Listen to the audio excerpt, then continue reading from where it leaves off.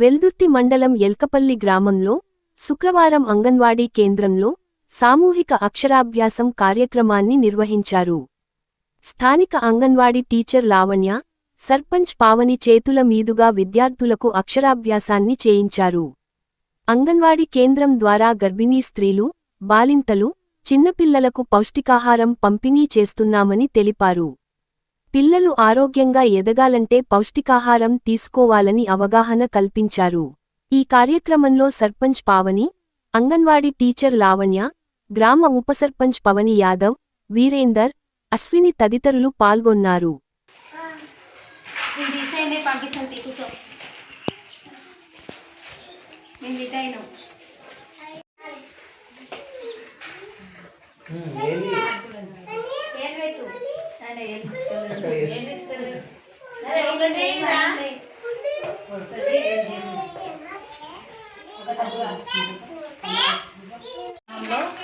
First శుక్రవారం అంటే CB events కింద అక్షరాభ్యాసం చేయడం జరిగింది.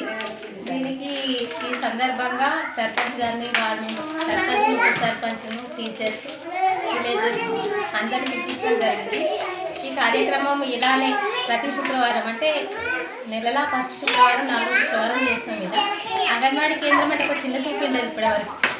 ఇప్పుడు అక్షరాభ్యాసం అంటే ఉన్నవాళ్ళు పెద్ద పెద్ద ఊళ్ళల్లో అక్కడ చేసుకుంటారు. అలాంటిది లేని మధ్యతరగతి వాళ్ళకి ఇక్కడ అంగన్వాడీ స్కూల్లో చేయడం జరుగుతుంది.